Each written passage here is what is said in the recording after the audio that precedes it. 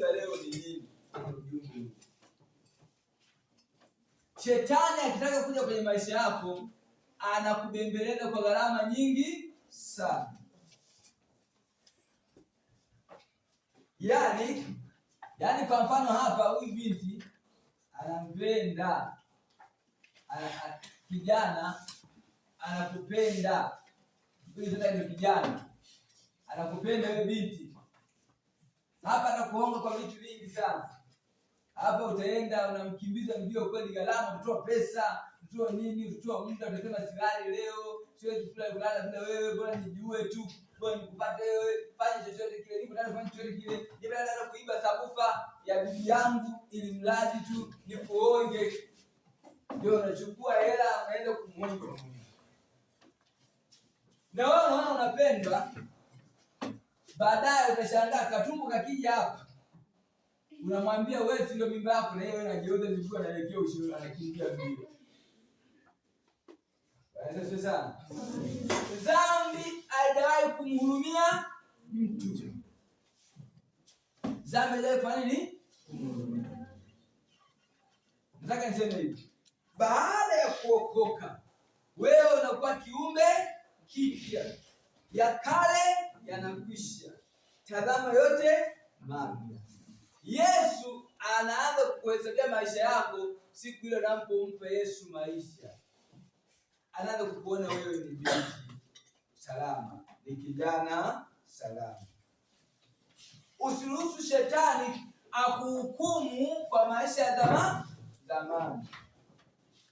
Kwa mara nyingi tunapoendelea kwenye wokovu, shetani anataka kuvunja moyo. Usimtumikie Yesu kwa ushindi. Usimtumikie Yesu kwa ushujaa. Anakuletea picha za maisha ya zamani na anataka kukwambia wewe si mzuri tena.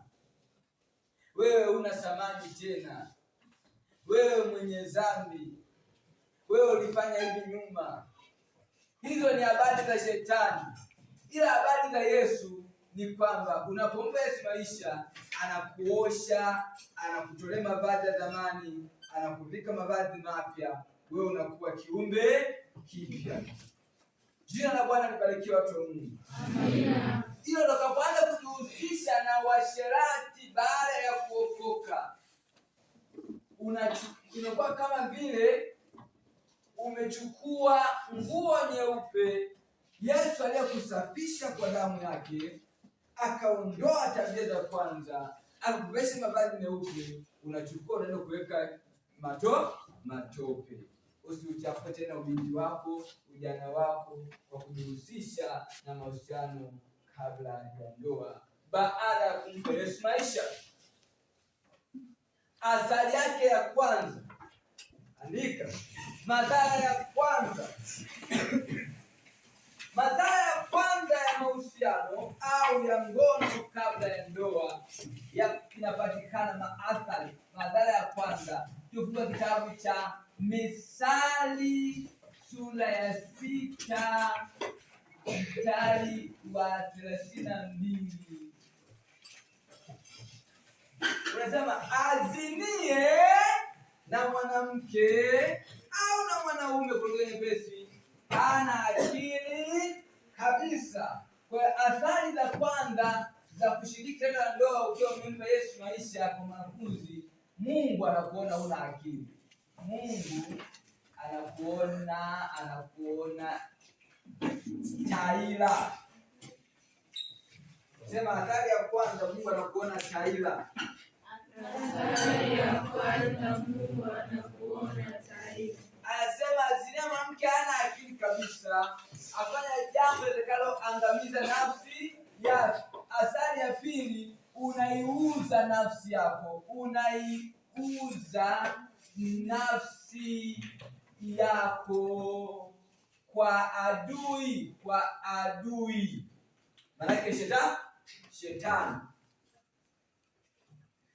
Unaiangamiza nafsi yako. Athari ya tatu, unajivunjia heshima.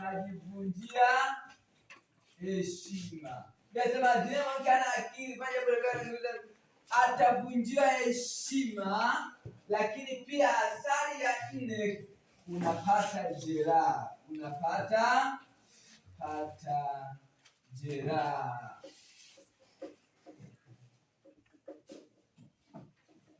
Hatari ya tano, fedhea. Unapata nini? Fedhea.